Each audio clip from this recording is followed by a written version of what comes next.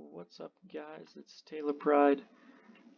Sort of back with a part 2 of the video series that I was doing with my spawn system tutorial. I'm doing the part 2.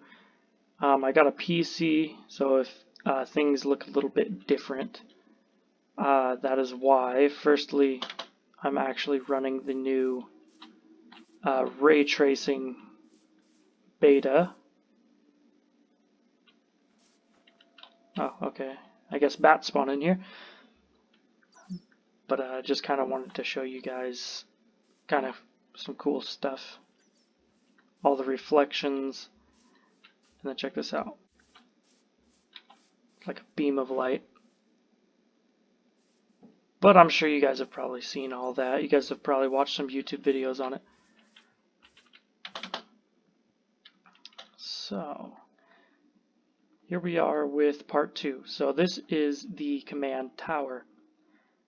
Now the command tower gets signals, and I apologize, I had to use a different world because I'm obviously on PC now. But so I can't remember what I called the first part of the video. I apologize.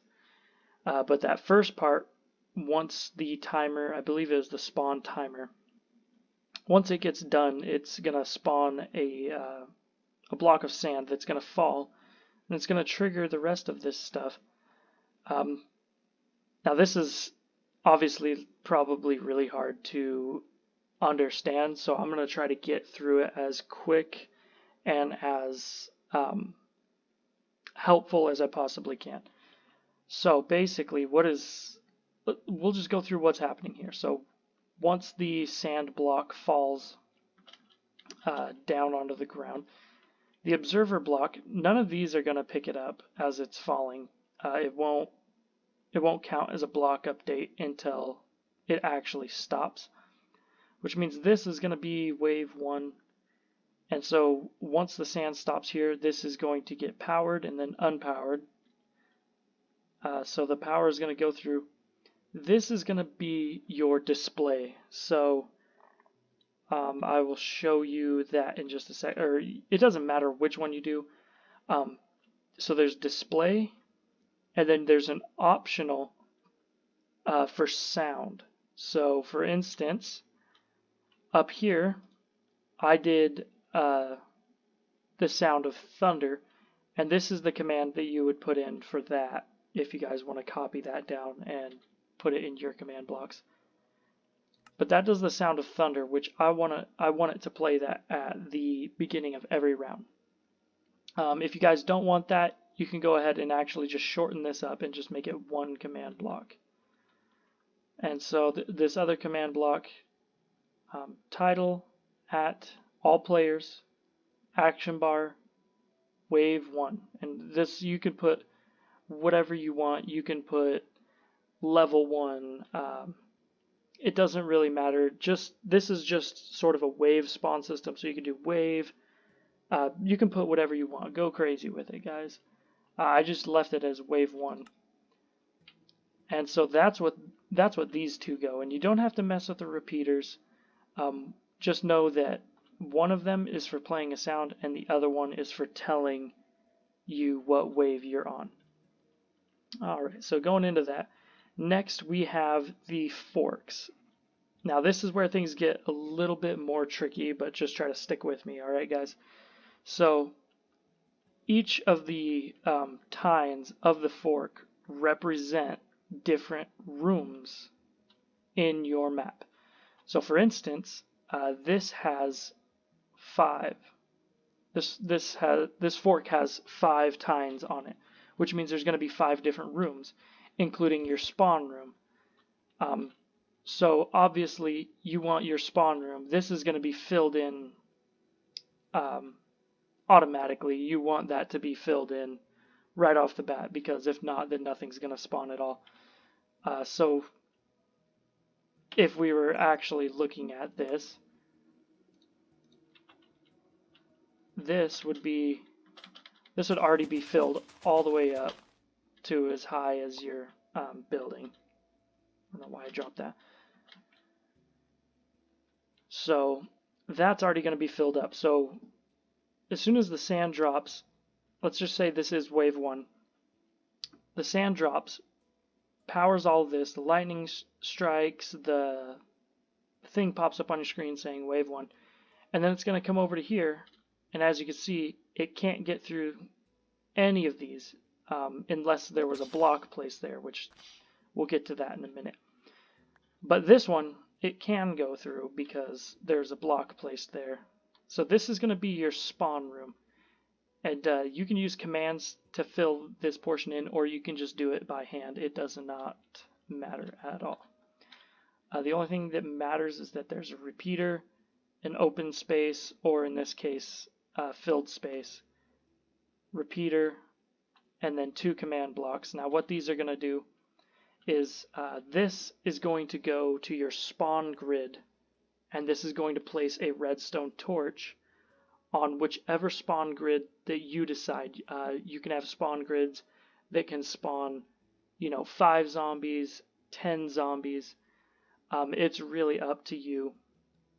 So for instance, if you wanted 3 zombies to spawn in the spawn room, the only thing you would do with this is tell it to place a torch, and then this one to tell it to replace that torch that it just placed with air. And I will go through that. That one's a bit, I'll build it while I'm in the video with you guys, just so it's easier to follow, because it is a little bit confusing. But that is just for the spawn room, and like I said, this is all completely customizable. You can go as many times across, like let's say you have a map that has 20 different rooms. You can expand this as far as you want on either side. And you don't even have to go zigzag going up like this. You could even spiral it, You could put part of the tower going out this way, or, the other way. It really doesn't matter. And you can make this as tall as you want. It's super customizable. And like I said, all this is doing is saying, hey, the new round has started. Let's start placing torches in the spawn grid and telling people what round it is. That's all that this system does. So guys, I already have this side mostly set up. Let me just grab... I'm terrible at this interface, guys. Okay. Probably could have just used the tick block, but I'm not used to being on PC, so bear with me. So let me just finish building this up real quick.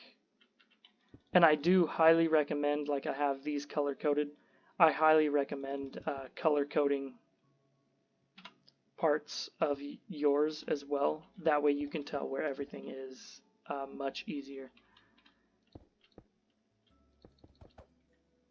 Alright, so this is grass, and that's going to be our spawn.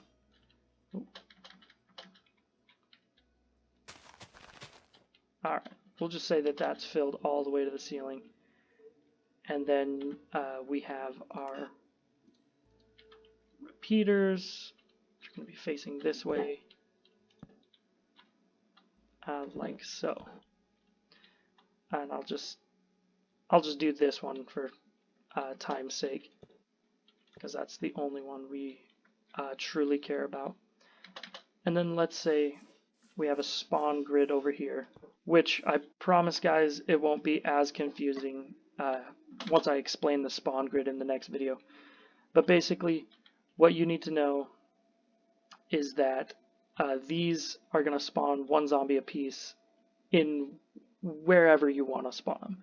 You can put in specific coordinates. You can spawn 1 in each corner of the specific room that you're looking at doing. So let me get the coordinates real quick.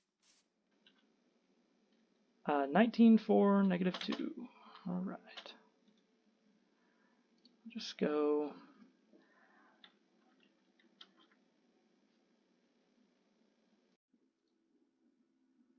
All right. So we're gonna do. You don't have to do the slashes when you're in the command blocks. I don't know if you guys know that or not. If you guys have been doing commands, you probably do. But basically, you don't have to put the slash mark at the beginning.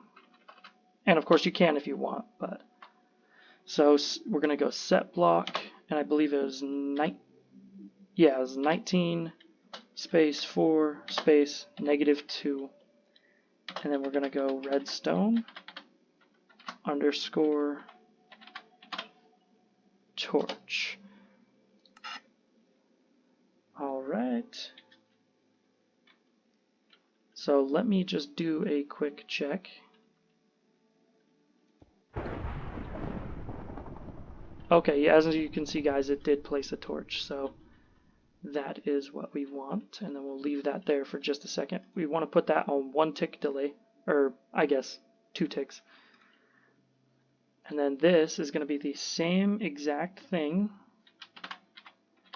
Set block 19 for -2. And instead of putting redstone block, just put air.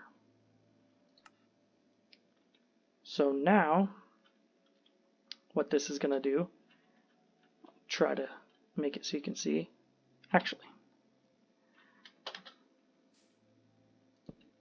we will break that real quick.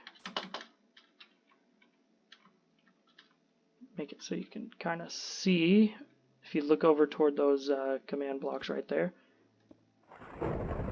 Oh, well, that was in the way. Give it just a second here, and I'll break this. That way we can see it.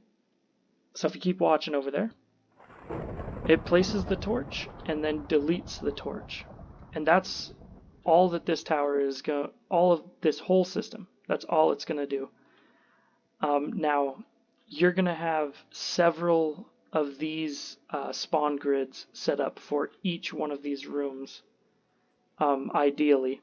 So this one would spawn 3 zombies in the spawn room on wave 1. And of course, let me just kind of explain a little bit of something that's just a little bit different. You do want to make sure that all of these ones on the forks are all, the second one should always be ticked 1 time. But anyways, so let's say, ooh, messed that one up. Nope. Nope. Get out of here. Alright. Well, hello. So if you want 5 zombies to spawn, instead all you would have to do is go into each of these and just change the coordinates to 1940. And then on wave 1, you could have 5 zombies spawn in there. So it's completely customizable. You can make it so, 1 zombie spawns on wave 1, and then you can make it so 10 zombies spawn on wave 2, and then you could go back to 1. It's super customizable, guys. And like I said, you can do this for, I don't want to say infinite, but pretty much as many rooms as you would need. Like I said, this is for spawn room plus 4 extra rooms. And the way that these extra rooms will work is we're actually going to have a different part that I honestly could not tell you what I named it, but basically it detects whether or not a room has been bought, like a door buy. And what that'll do is it'll actually, once it detects that a door has been bought, these blocks will fill in for whichever door it is. That way it'll start spawning zombies in that other room as well, instead of just, oh, there's zombies on the map now, we have to go, figure it out. It's much easier this way because you know that zombies can only spawn in rooms that you've bought, if that makes sense. It's way easier, guys, and like I said, it is very hard to explain. I'm trying my best, and I'm really good about the comments. If you guys leave a comment, you guys have a question about anything, just leave it in the comments below, and I will read it. usually within the hour, and I'll do a response. I try to be really good about questions and things like that because I know that this can be very confusing, especially if you're just starting out doing redstone and command blocks. Like, I know it can be frustrating and super confusing. So if you guys have any questions, just leave them in the comment section below. It notifies me every single time I get a comment. So if you guys have a question, leave a comment and I'll try to get back to you as soon as I can. And I hope to make more videos now that I have a PC, proper PC. So yeah, I hope you guys enjoyed the video, and I'll see you guys in the next one. Peace.